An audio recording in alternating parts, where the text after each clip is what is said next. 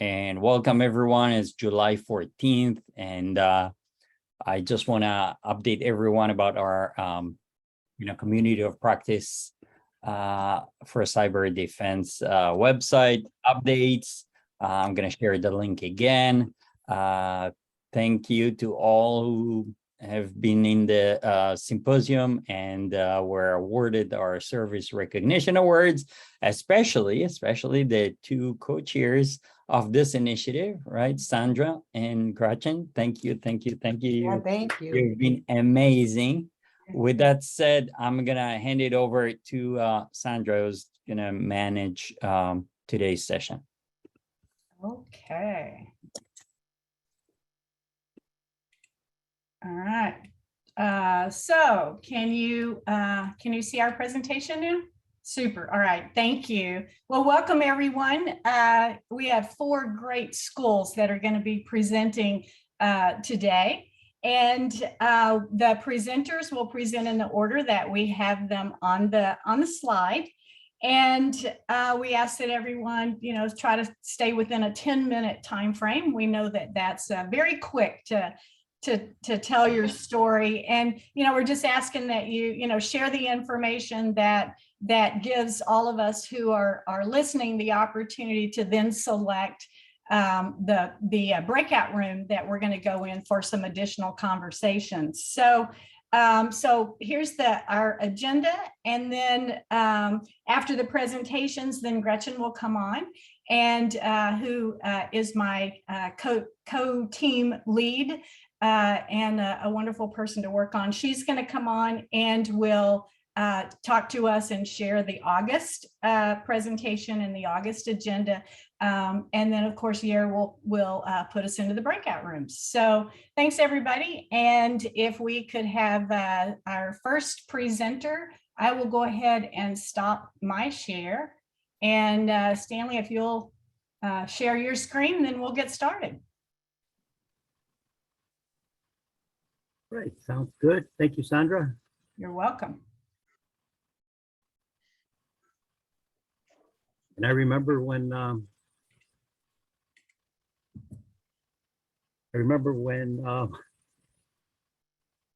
Gretchen scheduled us for July of 22, thinking, man, I'll be dead by then.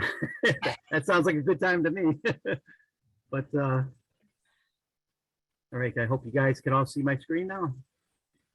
Yes, we can. Thank you. Good. Okay, Stan Kostka from Moraine Valley Community College. Oh, and then before I start, I just want to personally thank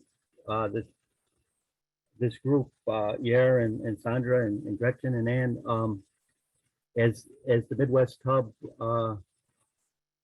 As Moraine Valley runs the Midwest Hub for the NSA, we sometimes have a lot of difficulty getting information about our participating schools, and I can't tell you how many times I've attended this session and seen just picked up some ideas from stuff people have said about their schools. So I really think this is a very worthwhile initiative, and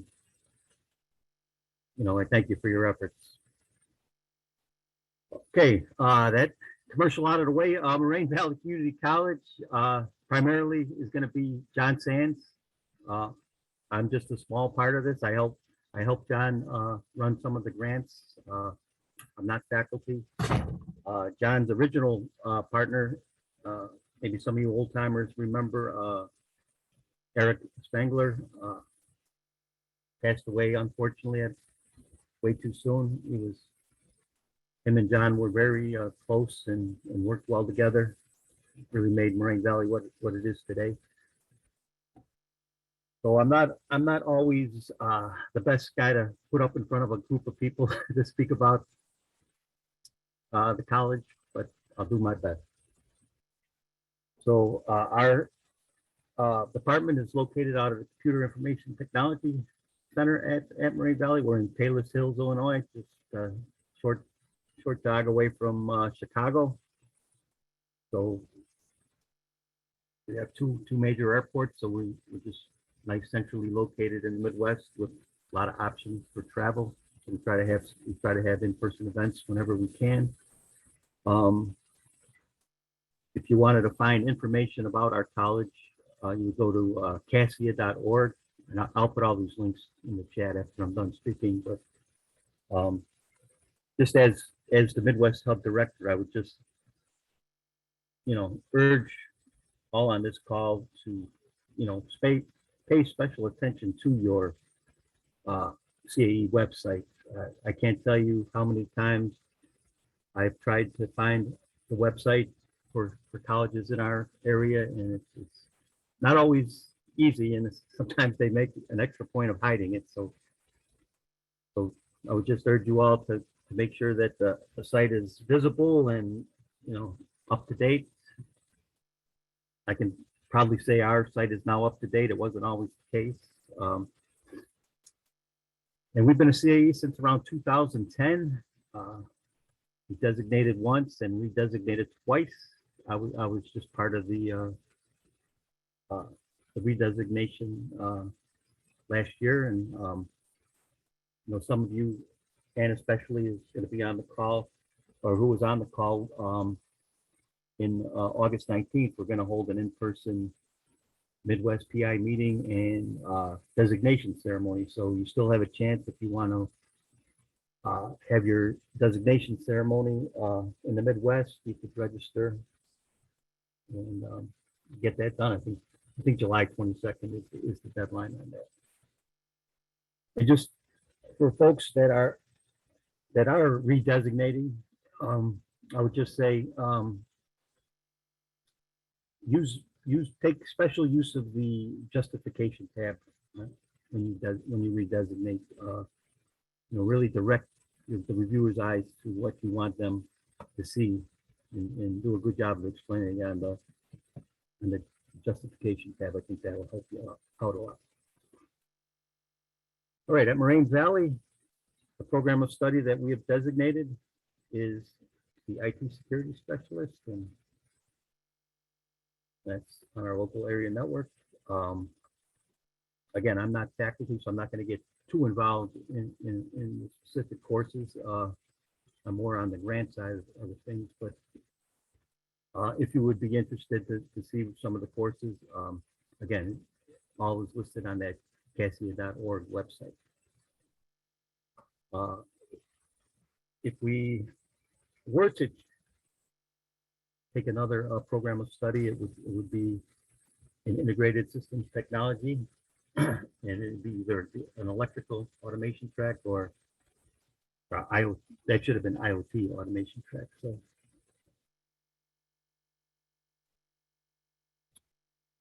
and then what are your research projects? And you might be surprised, community college would have interest in research. And again, I'm going to direct your attention to the cassia.org page, and under the resources tab, you could get some information. We have studies done on local workforce needs. John's involved in the competencies for 2-year programs, faculty development and recruitment, and there's even a tab on governance, risk management and compliance, and even the CMMC, the cybersecurity maturity model for the government. There's information on those programs. A lot of coursework freely available to anyone that's interested. We have various posters you could download. Perhaps you want to just put them in the classroom. A lot of good information out there, so definitely take a look at those. Moraine Valley is fortunate to have a fairly well-staffed faculty. Kevin Vaccaro is very involved in ethical hacking. Bill Wolf, very active in wireless communication. Justin Valentino is very active with a lot of the Cisco courses. So if you were to, look at some of our courses, you would find expertise in wireless communications, engineering, and automation. That would be Chuck Bales, information technology. And we do a lot of work. I'll speak a little bit more about it later, but we do a lot of faculty development courses where we teach compliance, governance, and risk management.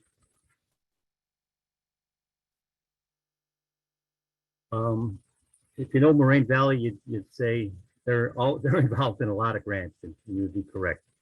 We're involved with both Colorado Springs and Dakota State on their faculty development. Again, if you want to see some of the courses we have offered, courses in IoT, we teach the ISACA CISA certification, the ISC squared CISSP designation or certification,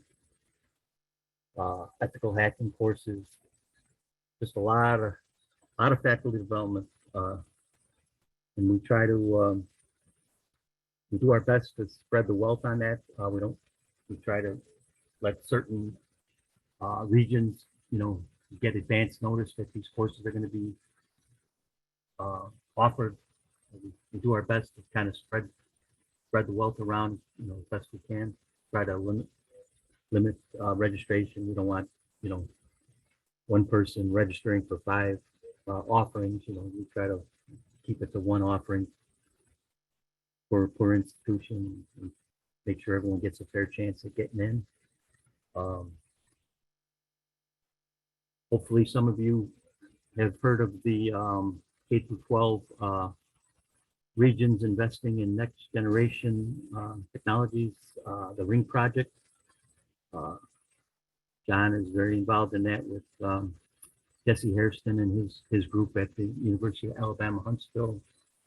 They're going to be a lot of the initiatives are coming to fruition now. I'll put a link in the chat. I know John and his team, Mike Asani at Brookdale Community College, they do a lot of work on the e-mates. So hopefully folks have seen some of those e-mates. You can go to myemates.net.org or .com and check out some of those. A lot of good content, that you could take all or parts of and include them in your curriculum. And Jesse's part of the program is really starting to get rolled out now. So I think you can go on the CAE community page for more information on Jesse's part of the program. John's involved with the high school feasibility study, content development, and we also do a Midwest State DOE cybersecurity education career pathway study. We go to all 10. We're going to go to all 10 states within the Midwest region and do a lot of. We try to find out where cybersecurity is located in the state's CTE pathway program, and then we try to get as much content down to the K-12 CTE level as we can. So we do a lot of work in this initiative, and I'd like to continue working on that nationwide if possible. All right, because we're involved in so many grants, we need a lot of people. So there's a lot of young talent out there. Kyle Jones at Sinclair, Mike Kisane at Brookdale, Mike Messino at Madison Area Technical College in Wisconsin, Yuri Urich from Ivy Tech Community College, Stephanie Washer from Rock Valley. Well, he's not young. Steve Miller at Eastern New Mexico, Ruidoso. All are central to making what we do here work. They put in a lot of time and effort in bringing course curriculum all the CAEs.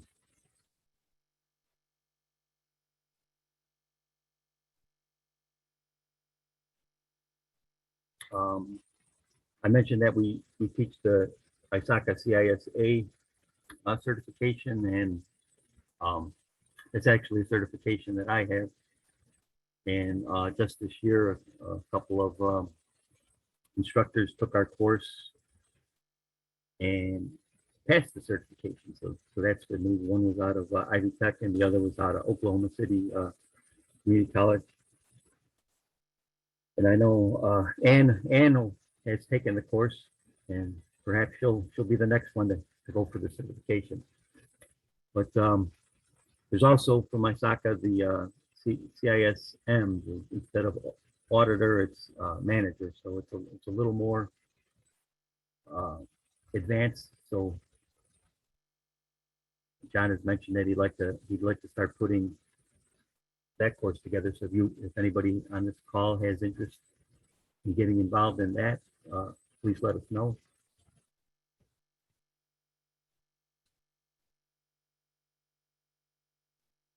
And again, from Moraine Valley's perspective, we do a lot of work in the K through 12 space, so that's going to be our main interest.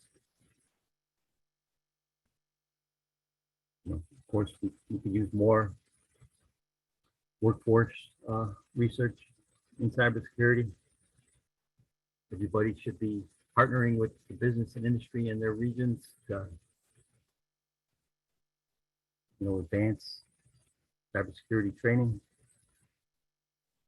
And Moraine Valley's involved in the Cyber Corps SFS program partnership with Purdue Northwest. And we also are members of the community college pilot program that the NSF is initiated. It's where students return to a community college. Perhaps they already have a degree in a discipline where they're not exactly happy or fulfilled, and they heard that cybersecurity is an up and coming chance for them to get into a growing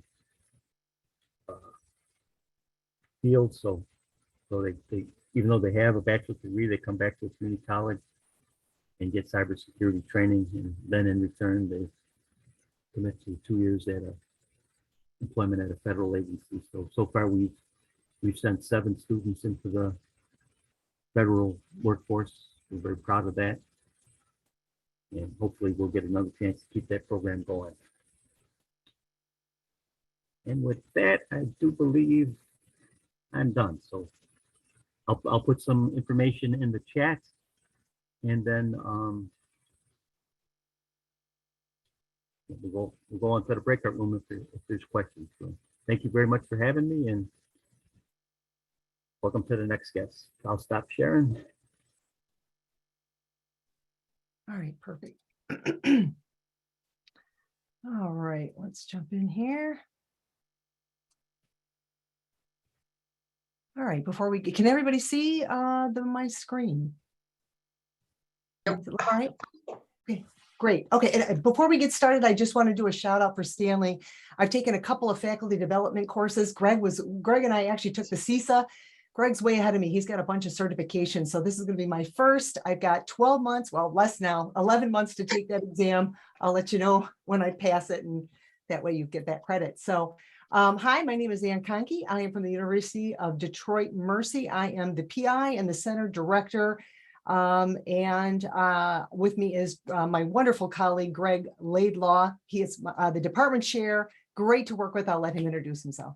Yeah, I'm Greg Laidlaw, Department Chair of Computer Cybersecurity and Information Systems. You can tell I'm also working all summer. I'm in my office right now. It's not Texas, it's not Florida, but there's no air conditioning in here, so I'm starting to melt. But we're good. We'll talk fast. Our center. Well, we can put the air conditioner back on in a bit. Excellent. So our center includes the our criminal justice department, which is across the hall from us. We collaborate on a variety of things. So The cybersecurity in the name of our center is goes back to the days we were originally designated in 2004. Our degree has been around 3 years prior to that. A long time when cybersecurity was 2 words. I threw a comma in there so that it's cybersecurity and represents our criminal justice for the security part. And then we also have intelligence analysis programs, a wonderful master's in that as well. All right, so let me I'm going to try to make up for some time here. Okay, so our currently validated program of study is a master's of the old-fashioned cybersecurity word, information assurance. It is in the Department of Cybersecurity and IS, and we have about 60 students in the major, and the curriculum, we've got thrown in a little link there. Our program focus is for managers to oversee and govern, securely provision. We attract a lot of high-level executives from a lot of the companies around, whether it be GM, DTE Energy, Ford. We get some really individuals that have the technical background, but now they're in high-level managerial positions, and so some of them are CISOs as well. We target the specialty areas of the executive leadership and cybersecurity management, the program and project management and acquisition, strategic planning and policy. We also have risk management, systems requirement planning, systems architecture, and then our subject matter expertise. What can other schools contact us for help with? We have a strong background in risk management, strategic planning and policy. I teach the cyber defense operations. Greg teaches the ethical hacking. We've collaborated on curriculum and course content development for other people as well. So Greg, you want to say anything? Yeah, we've also been doing a bit of work in digital forensics as well, just because we're tied fairly well with criminal justice and cybercrime. We've got a master's of cybercrime that we're going to talk about in a minute, but just some of our grants and our applications in our background are criminal justice, and that's where we tie together a lot of the programs is on the digital forensics. So our next program of study, we are going to work on we do have a bachelor's of science in cybersecurity. So we are actually in the process of doing a full assessment. That's probably the most time consuming for us to make sure that we can do the assessment piece. We are going to also collect all these documents, and then I'm going to ask for an application to open up so we can get in there. And Greg is actually the alternative PI. So we've actually taken over from Dan Shoemaker, who we really got to give a shout out. We really appreciate all the work he did way back in the day. He's still with us, but he loves to teach online, and we don't get to see him a whole heck of a lot, but obviously Dan's amazing. You email him and it doesn't matter what day, he just gets back to you so quickly. We did put together, like Greg said, a Master's of Science in Cybercrime that'll be launching. We kind of did a soft launch in January. We're hoping to launch that with the Criminal Justice Department. And that really was designed to give for, you hear a lot about this defund the police. We really wanted to give our wonderful people out there who work in public safety and policing an opportunity for a career change. So that this would give them a little bit something else as far as we certainly need the help in cybersecurity. So that criminal justice mixture with cybersecurity, I think, is a really good background. Our College of Engineering and Science has launched a Master of Science in Vehicle Cyber Engineering, or will be shortly. Greg knows better. He's the chair of the department. But we've got a sizable grant. They got a sizable grant. And so they're over in the College of Engineering and Science to create an institute, a Vehicle Cyber Institute. And that was actually through the Department of Defense. And so they also, I've been talking, as Greg and I talk with the dean over there, she loved the idea of a CO designation. So whenever they get around to that. So Greg, you got any comments you want to make? No, it's, both of the bottom two programs, the cybercrime, actually, we're bringing that in. It's not just a career change, but when, I did quite a bit of work in the criminal justice field, and a lot of there was a lot of need for cyber and IT expertise, because that wasn't their typical, part of their typical program. And they're out in the field and they really need that. that was something to bring that together with something that they, were familiar with, and also tie in the cybercrime, or, crime is cybercrime, even fairly low level crime, as you know, has a significant cyber portion to it. And that was, a lot of the areas I was working, that was an issue for them. So I think we've got 5 or 6 coming in the fall. So, we're starting to ramp that up. The vehicle cyber engineering is fascinating. And that's just starting to ramp up. They're hoping to have that up in the fall, and I actually hope they do. And both Ann and I worked with them on the grant, and that's something that we're doing here as well. And I think I'm going to jump on the next slide a little bit. Is a lot of our collaboration is internal. We're in the College of Liberal Arts, which is a bit unusual, I think. But so we have to walk across our small but still seemingly large campus to talk to engineering and science. It's not just across the hall like criminal justice is, but we're reaching out to our other colleges to work with them, engineering and science, business, criminal justice, just so that, well, actually even English, we've been integrating some technical writing into our program, as an internal process to sort of make this one whole program rather than, tiny little fiefdoms all over the place. That academia often does. Yes. So we also have another internal grant that we are collaborating on through the U.S. Department of Transportation. And our engineering and science folks, we got a meeting next week about that. And then what other grants we're working on is my fabulous co-chair, Yair Levy. And so we are going to continue that. We've got some additional initiatives that are going to be discussed next week in our steering committee meeting. And if there are people, and this is a way, and I joined when this was a way to give back to the community, to actually contribute. And if you are interested in contributing, we do have a steering committee that meets quarterly. So there are these different initiatives. And as we continue on down the road with the community of practice, there will be more opportunities for ideas to be worked on. All right, so I'm going to go back to these, since Greg talked about the internal grants, I'm just going to take one back forth, which we are working on a completely different piece of research. Actually, we did get a small grant through the Community Foundation of Southeast Detroit, and this is a very fascinating grant that we are collaborating on with criminal justice. So we won the grant, and what's interesting is the Community Foundation of Southeast Detroit actually has a lot of money, and they have other partners with a tremendous amount of money. And what they're very interested in was policing reform. And so what they came up with is this really interesting solicitation to couple together a police jurisdiction with community activists, with an academic unit. So as you can see, we've got 5 different projects in cohort 1. So we've got Michigan. So, and what they as Detroit Mercy, they've asked us, because of our background in cybersecurity and criminal justice, we've got some really heavy hitters in the criminal justice department.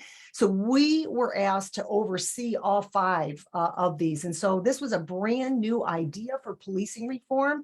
And so we're building the ship as we're trying to sail it. So you can well imagine it's been a little rocky the last year. And so this is going to wrap up the end of the year, but we've got the Detroit Police Department with some really interesting people. We've gotten to meet with Detroit Faith-Based Coalition, for instance, and Michigan State University folks, the Canton Police Department, Farmington Hills, Inkster, Dearborn. These are all cities in and around, just outside of Detroit. But it's been absolutely wonderful to see how these different University of Michigan, Eastern Michigan, with Michigan State, they're working with these community activists and these police jurisdictions. These are 5 very, very different projects that we were asked to research and write about. That's our job.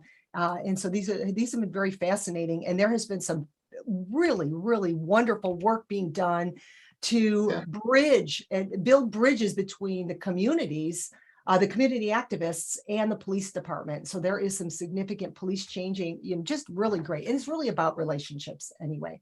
All right, so do you currently partner with anybody? Do we help anybody out? And so yes, we do serve as mentor and peer reviewers. I have the privilege of working with Faisal Kaleem. He is just a great partner to work with. Also, Laura Malavi, I did some mentoring with her at a previous San Antonio peer review workshop. So we have been, I've been mentoring and we've been peer reviewing. As you can see, we got a kind of busy. So these schools have been really outstanding and very, very on top of it. So, and we're just trying to help out, get the backlog caught up. All right, Greg, take it away. So what are, our specialties in SME?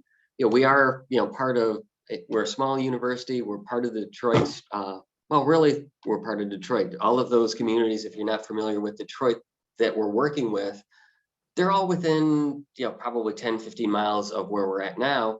However, it's like visiting an entirely different planet every time you go to one of these meetings. It's actually fascinating to see how they, how different they all are. But we're reaching out to all of them. A lot of what we do here is, traditional students coming through, high school, sometimes community college. Actually, we do a lot of transfers from community college, and then for your university. We also do a fair amount of retraining, upskilling. Obviously, we're very automotive dependent, and things are going great guns right now. But when I started a couple of years ago, I was running a whole bunch of older adults who had very little computer skills through the bachelor's program, and it was, that was one thing that I think we did particularly well. We were, and we really enjoy doing, because they're all, they were all a little bit hesitant to come to school. They all, felt intimidated. However, as I said, to every single one of them as they came in, the fact that they don't, they haven't worked with computers before isn't necessarily, there was really no reason. They ran a machine for 20 years, that there really wasn't that much. So we did quite a bit of that a few years ago. And that's something we continue to do, because we do have, sometimes in the bachelor's, a lot of times in the master's, students coming back after 10 or 15 years of being on the job. So a little bit of a transition for them, but once they get, into a couple of classes, they actually do fairly well, because let's face it, cybersecurity IT, it's an applied field. So they have experience that they can apply what they've learned to. So that's, one of the things that I think we do particularly well. We've been, online instruction, we've been doing that for a fairly long time, probably 7 or 8 years, even before the pandemic, just because, for some of our classes, it makes a ton of sense, not to have people to drive in the middle of winter to listen to one of us lecture, when that's done fairly well online. And then one of the things that we're, doing, mostly with the bachelor's, but we're trying to reach out to the master's students, and we're trying to reach out to health professions and to engineering and science and to business, to bring in students into the cybersecurity club. At the bachelor's level, when I'm teaching either digital forensics or ethical hacking, I've got a lot of students who are really into it and they want to learn more, but we've got 16-week semesters. We can't spend 4 of them on wireless hacks.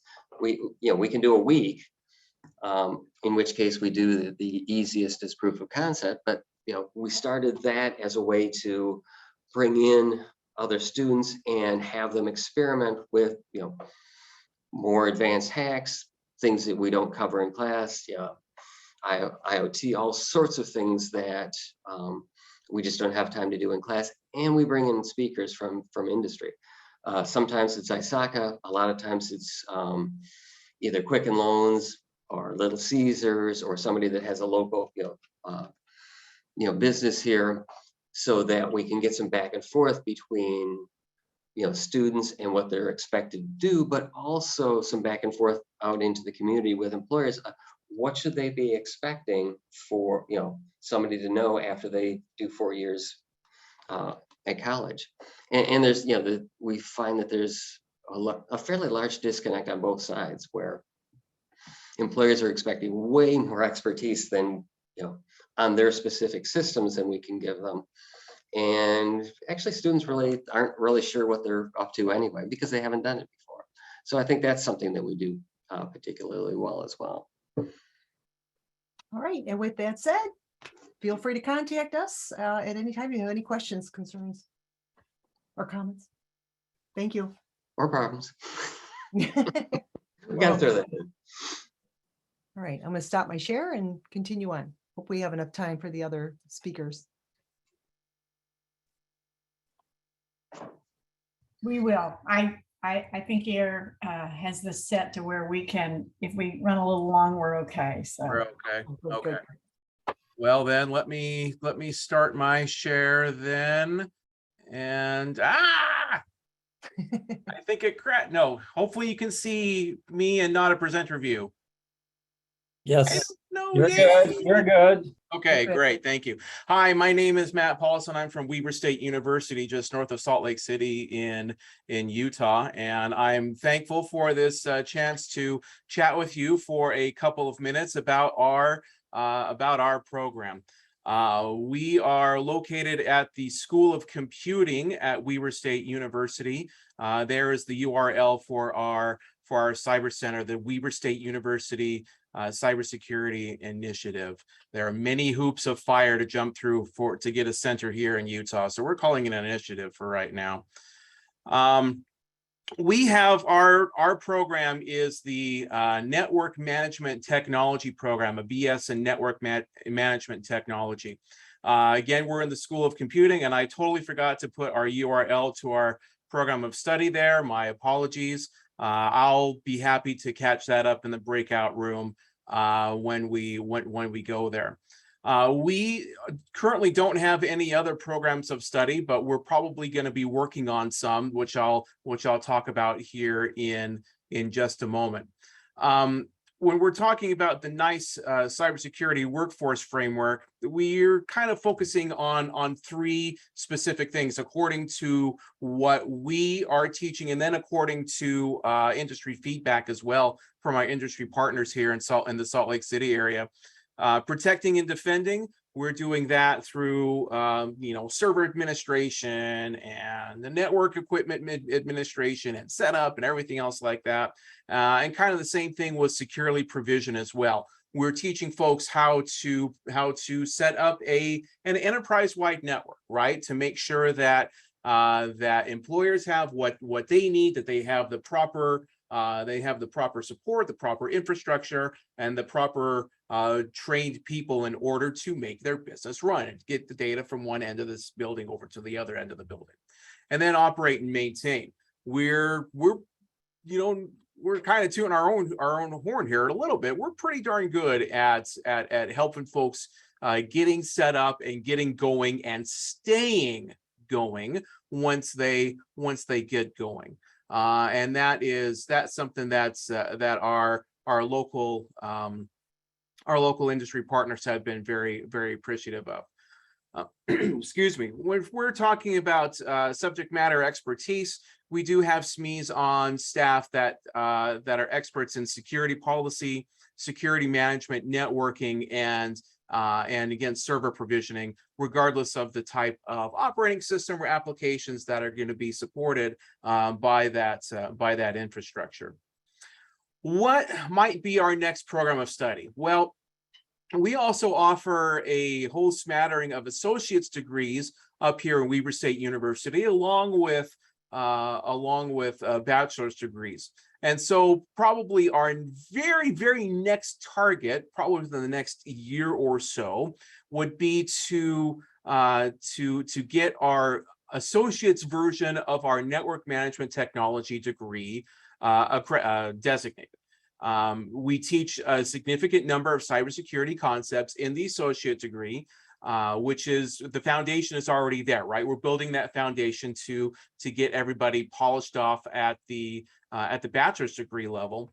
And so having some internal discussions here at Weber State, we're here thinking, well, why don't we just do the 2-year version of this degree and call it good, right? So that's probably going to be our next target, again, probably the next year or so. We also offer a master's degree in computer science, where we have some actual coding that's going on, where we're mentoring students to help them take that next step in their career path, right? And we're slowly but surely working security concepts into there now, and that one will be, I think, ready for designation here in the next a little bit longer term, maybe 3 or 4 years or so. But that's kind of what our roadmap is looking like for the next 3 to 5 years, is our associate's degree next, and then our master's degree of computer science. What are we interested in researching right now? Well, one thing that we've just been awarded a couple of grants for is K-12 teacher training. We have a pretty good relationship with the local K-12 districts in our service area in northern Utah. And as part of that relationship, one thing that we are very excited in doing is making sure that our K-12 folks are properly trained, right? So that we can get these cybersecurity concepts down into like 7 through 12, right? And then by the time they get up to us, well, we can teach them a little bit more. We can already, we can maybe teach them some higher level stuff, but that foundation is already there, right? Because they have been taught these concepts and these abilities and these procedures from again, grade 7 to grade 12. And so that's something that we're very excited in doing. Starting this year, we'll be having some training camps about this time next year for our K-12 partners. Biometric security is something else that we have some master's students doing. What they're doing is their project is, can we tell who you are by the way that you walk? And can we positively authenticate you by the way that you walk? And so I'm excited to see how that research is gonna turn out. These students are working on it through this summer. They should be done by the end of the fall semester next year. And then finally, another research area that we're in is higher education security policies.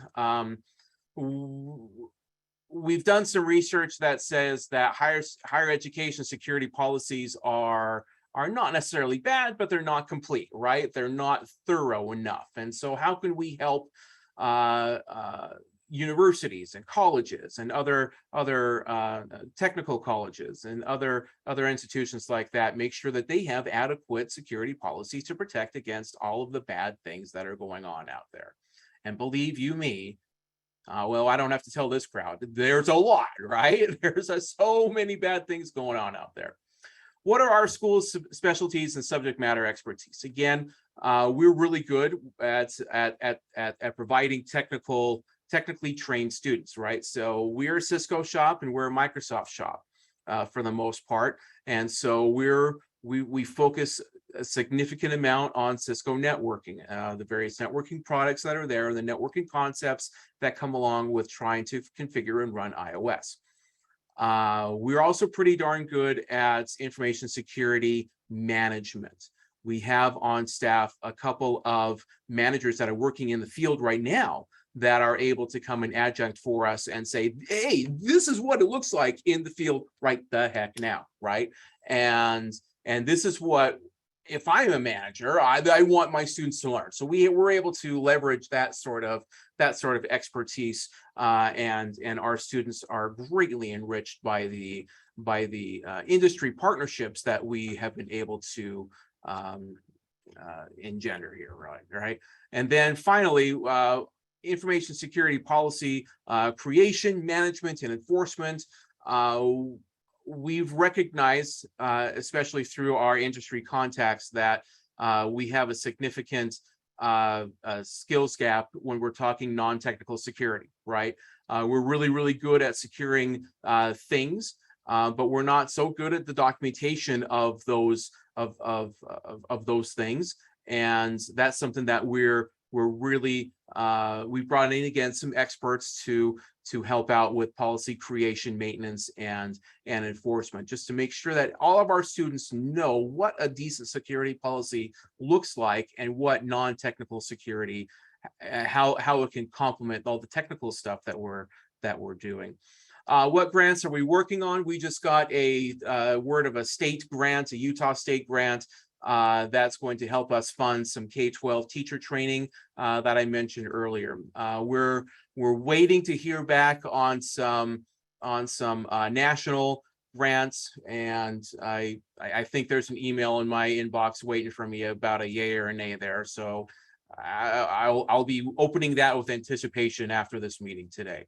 But that's what we're working on. We would love to get some input, get some collaboration there as far as how other folks are servicing their K-12 communities. Are we partnering with any CAEs or respective CAE schools? Nope, not yet. We would love to, though. We're open for collaborations in any area, doing pretty much anything. Boy, we'd sure just love to be working with other folks. What changes or gaps that can we help with? Probably the biggest thing is making sure that we're keeping up with industry demands, right? We do have an industry advisory committee, and they advise us a couple of times a year on things that they're seeing and things that we that we can do better or differently in our program. And so we really value that input, but we'd love to get other perspectives as well. Measuring student success after they leave the institution.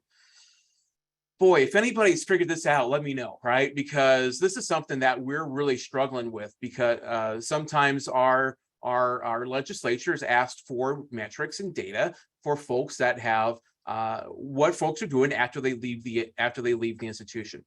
And we a lot of times have trouble coming up with that. And so that's something that we can use some help with. And again, and finally, making sure that faculty skills are kept up to date. You know, there's a lot of different things that we do. We send folks to SANS trainings. We send folks to some other regional type of security conferences too. If there's any other ideas about that, we'd sure love to talk with you about it. We're just happy to be here, right? We're happy to help. We love working with others, and thank you very much. Let me stop my share, and I will see you all in the breakout room.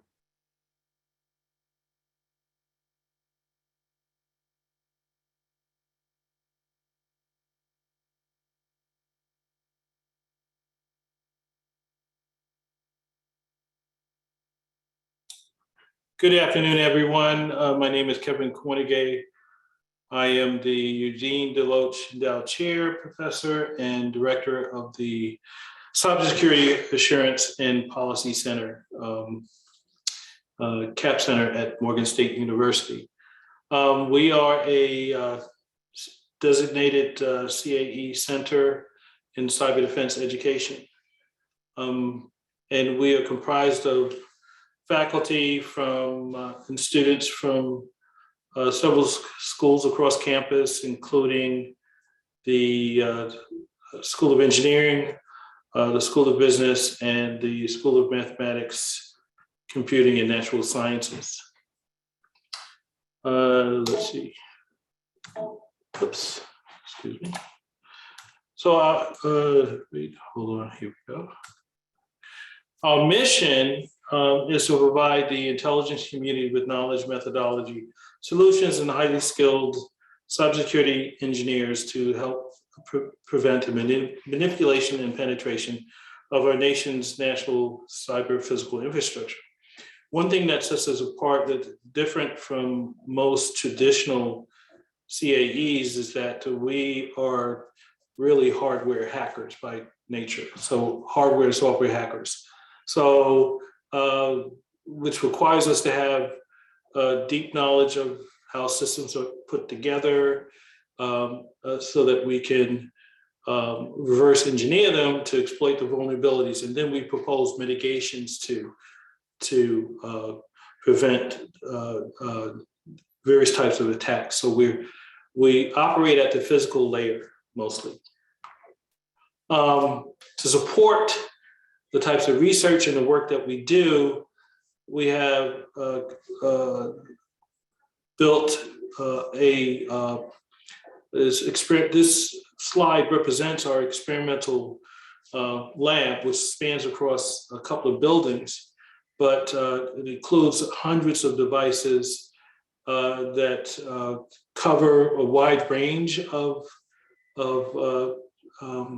market segments. But it begins at the base of it is our zero trust software-defined networking environment, where we have several test beds. So it's a collection of test beds to capture heterogeneity and ubiquitous connectivity. Where the goal is to try and capture the effect of the convergence of IoT, 5G and AI, and their impact and how it influences the attack surface. And so we expose our students to this test bed and allow them to discover vulnerabilities. And one nice feature of this, we have a 5G.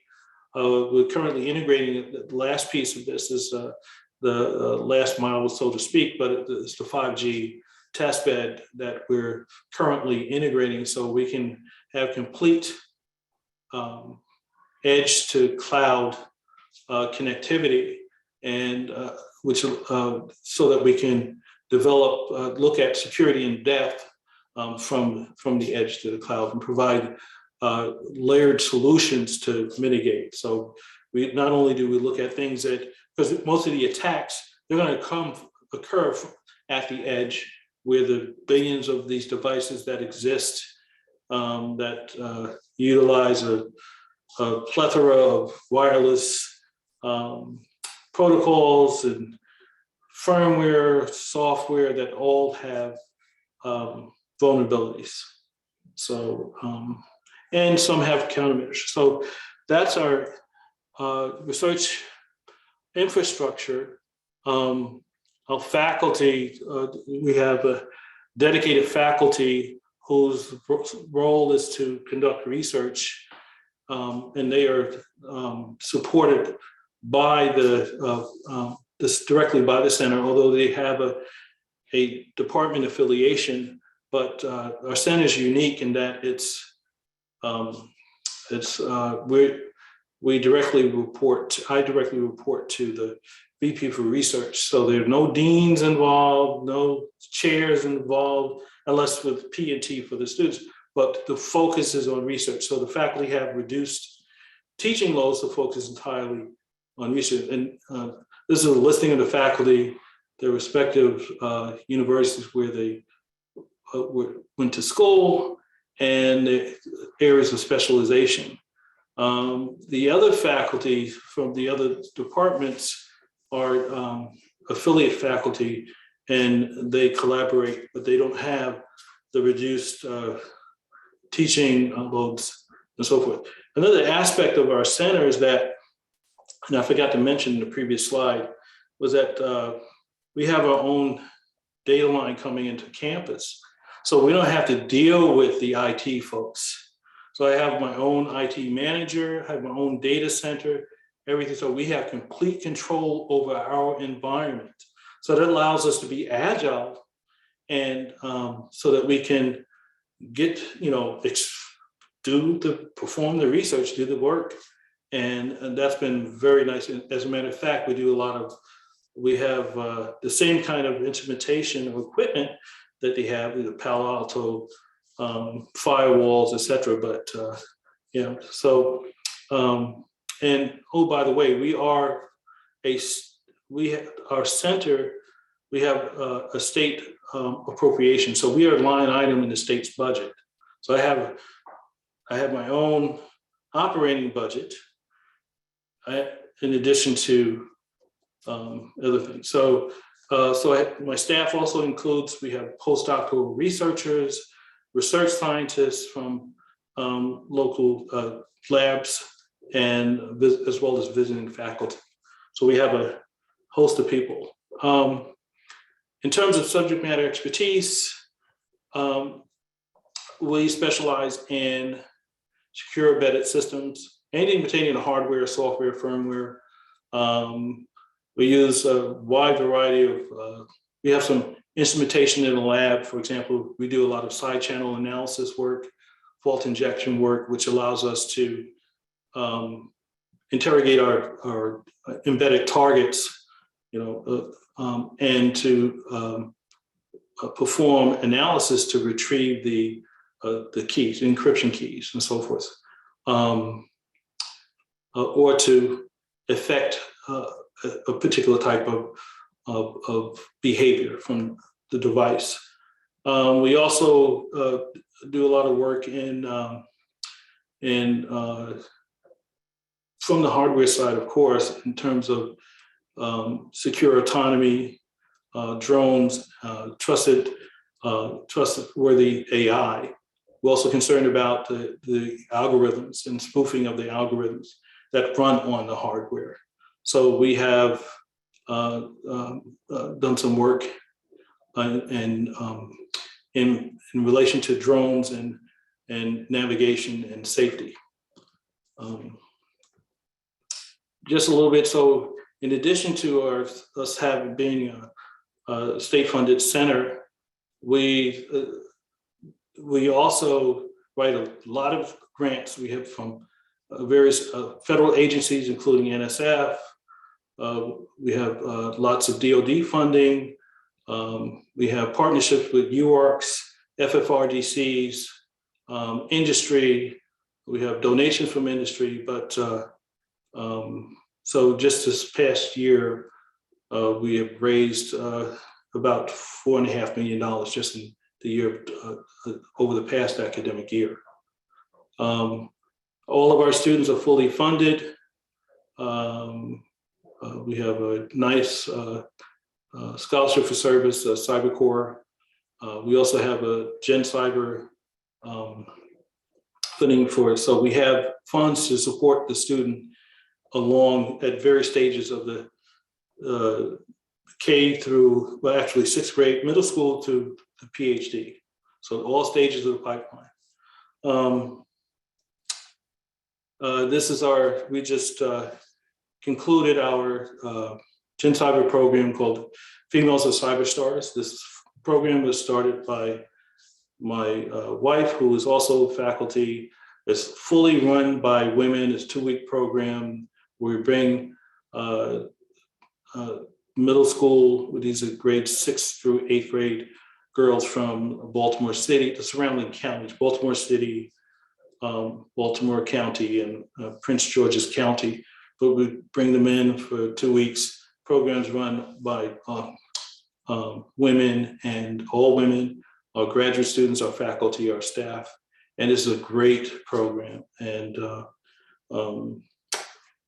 so in terms of our programs of study, we have several. We had at the bachelor's level, we have a cyber track, which is where we have our designation. We just completed redesignation in the fall. So we have good for another 5 years. So the bachelor's program, which is part of is a validated program. But in addition to those programs, we have a Master of Engineering, which is a 1-year professional Navy program, where they send a cohort of their civilian employees to come and get so this is more of the traditional IA program that we offer. So, and then at the PhD doctorate level, we have a PhD program that has an en passant MS degree in secure embedded systems. Now, talk a little bit about that program.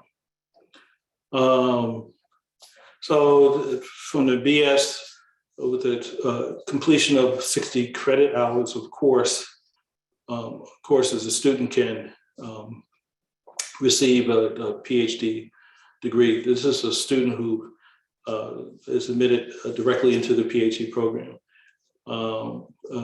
Students with an MS degree can complete the program in less time. The reason why we had to do this, we have in our state, we have these weird laws, duplication laws. So we are a state school, and University of Maryland, we're part of the system. University of Maryland College Park is the flagship university. So no duplicate program can exist within 50 miles of. So that's to ensure that the flagship university gets all the money and the resources. So I had to be creative. And so I had, so for example, as such, we could not have, since they have a PhD program in electrical and computer engineering, we could not have a PhD program. We have a doctorate of engineering program, which is different. So this is the first PhD program in our department.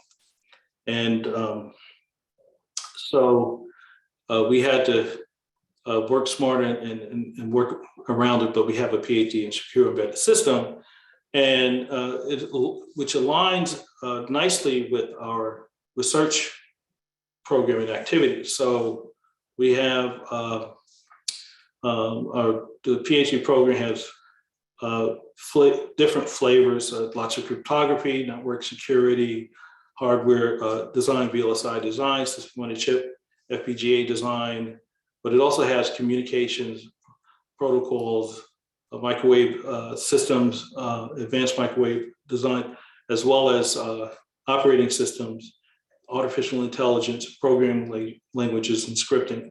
So students need this plethora of courses and knowledge to tackle some of the problems that we face with these embedded targets.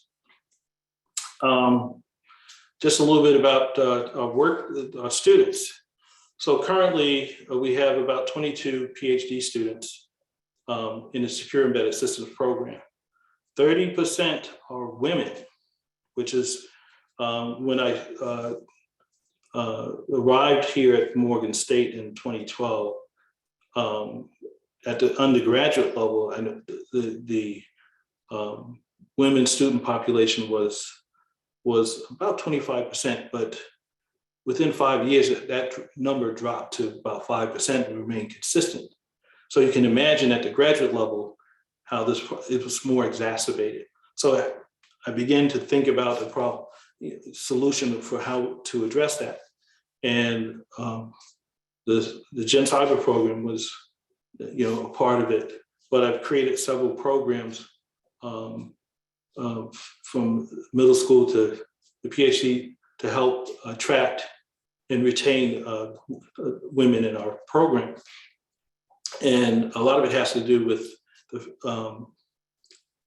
the success in mentoring of the women. So we have our program is very family oriented. So lots of peer mentoring. And one of the things that I think that's why we're success, our philosophy is it takes a village to raise a PhD. So every stakeholder plays a role, has an important role along that student's journey. So, so as a result, we graduated our first cohort of PhD students this past May. And they're joining NSA, Johns Hopkins Applied Physics Lab, NIST. And by the way, these are the same kids, their parents, and we seem to attract the kids alike, but they do a lot of the recruiting, but their parents are white collar workers. They're government workers. So they're gonna stay in the area and so forth. So that's an advantage of being in the IC corridor or within the DMV area. But all of our PhD students are fully funded. BS, so either through a scholarship for service, we have two types. There's a cybersecurity scholarship, the DoD one. That's all intelligent IC based. And then there's the NSF Cyber Corps, which is more general. And we're ramping up. We just completed our first year. So already we have about 4 students, 3 PhD and 1 BS. Actually, we forgot to update. We just picked up an MS student. So we're ramping up. There are also, in addition to the federal fellowships, we have the GEM. We leverage all types of funding opportunities. NIST has the PrEP program, which is a great program. If we have international students, it'll fund master's, PhD. The SFS will cover BS, MS, and PhD. So this is nice. So it helps to recruit and retain students. To recruit students, and they pay.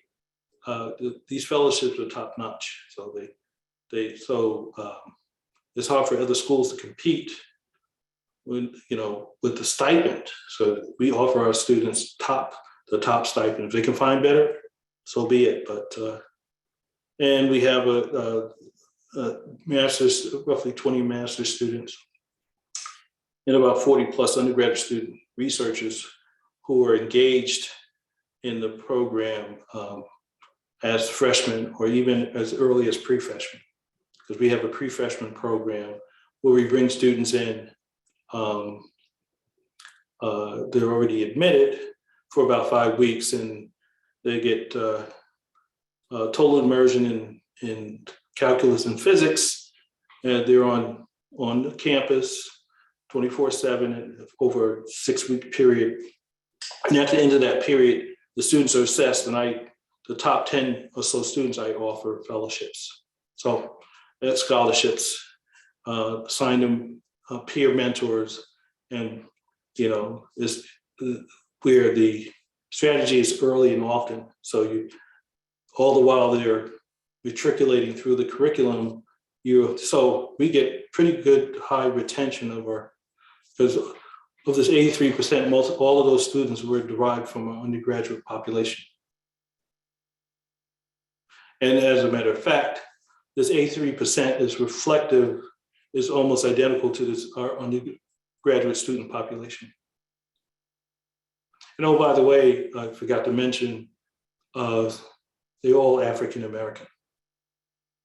So I will wrap up that concludes my presentation. I appreciate the opportunity. Look forward to future endeavors. Thanks.